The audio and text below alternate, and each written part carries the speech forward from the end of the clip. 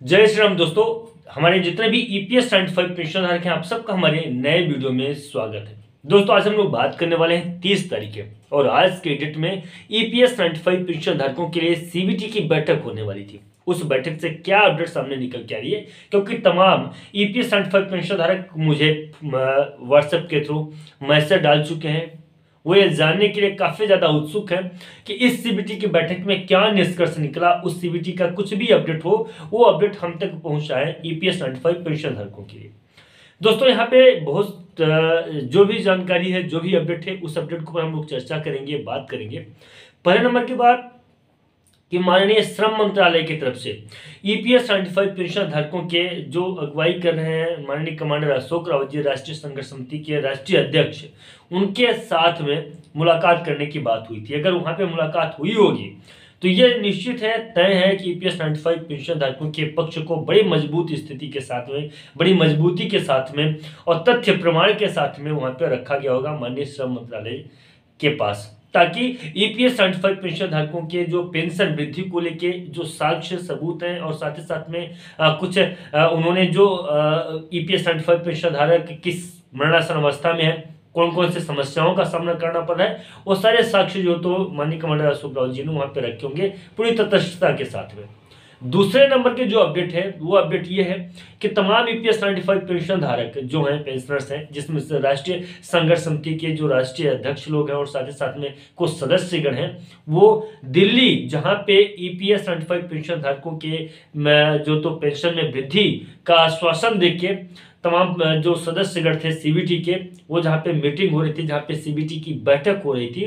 वहां पे जो तो ईपीएस 95 पेंशन धारक जहां सीबीटी की बैठक हो रही थी उसके बाहर बैठे हुए थे बुजुर्ग लोग, कि ईपीएस 95 पेंशन धारक जब भी वहां से सीबीटी के सदस्य गण जाएं, वो उनके साथ में मुलाकात कर ईपीएस 95 पेंशन धारकों को अपने द्वारा जो तो उनको बताएं कि किन किन समस्याओं का सामना पेंशनर्स कर रहे हैं, मौजूदा समय में कौन कौन सी समस्याएं ईपीएस 95 पेंशन धारकों को आ रही है और पेंशनर्स की पेंशन में वृद्धि कराएं। तो ये हो गया नंबर 2 की अपडेट। तीसरे नंबर की अपडेट है ईपीएस 95 पेंशन धारकों के लिए जो तो चर्चाएं हुई हैं, उन चर्चाओं में किन किन मुद्दों के साथ में बात हुई है।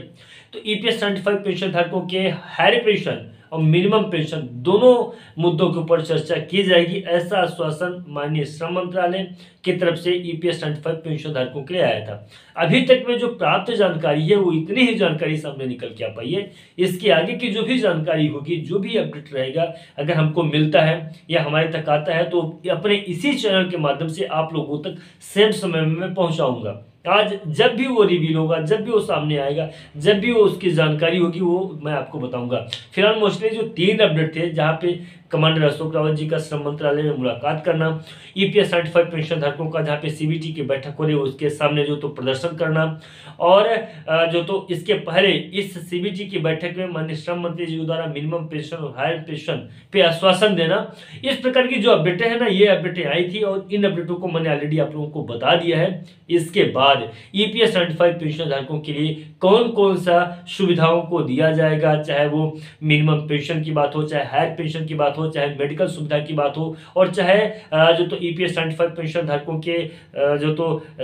चिकित्सा की बात हो, यानी कि निःशुल्क चिकित्सा सुविधा भी उनको मिलना चाहिए था, ऐसा कुछ उसमें उस बात को रखा गया हो। तो अगर कुछ भी इस प्रकार का अपडेट सामने निकल के आता है और पेंशनर्स के खाते में कितनी पेंशन राशि आएगी, कौन सा फार्मूले के तहत आएगी, हायर पेंशन का फार्मूला क्या होगा, मिनिमम पेंशन का फार्मूला क्या होगा, माननीय सुप्रीम कोर्ट के फैसले के बाद अभी तक पेंशनर्स को पेंशन राशि नहीं मिल रही है, हायर पेंशन की राशि नहीं मिल पा रही है, उसके पीछे वजह क्या है, ईपीएफओ का क्या स्टैंड है, ईपीएफओ कब तक में पेंशन की राशि देगा, तमाम प्रकार के जो प्रश्न हैं आप सभी के, वो सारे प्रश्नों के उत्तर जो तो एक एक करके सामने निकल के आएंगे। वो सभी उत्तर मैं आप लोगों तक अपने इसी चैनल के माध्यम से पहुंचाऊंगा। कौन से पेंशनर्स को कितनी पेंशन की राशि मिलेगी, 2014 से पहले रिटायर वालों को कितनी पेंशन मिलेगी, 2014 के बाद जो रिटायर हुए हैं उनको कितनी पेंशन की राशि मिलेगी, तमाम प्रकार के प्रश्न जो आप लोगों के हमारे पास जो तो आते रहते हैं, और इन सभी के ऊपर जो तो फोकस करके वीडियो बनाने की मैं पूरी कोशिश करता हूँ, लेकिन समय के अभाव की वजह से वीडियो बना नहीं पाता हूँ। लेकिन मेरा पूर्ण कोशिश रहेगा पूरी तरीके से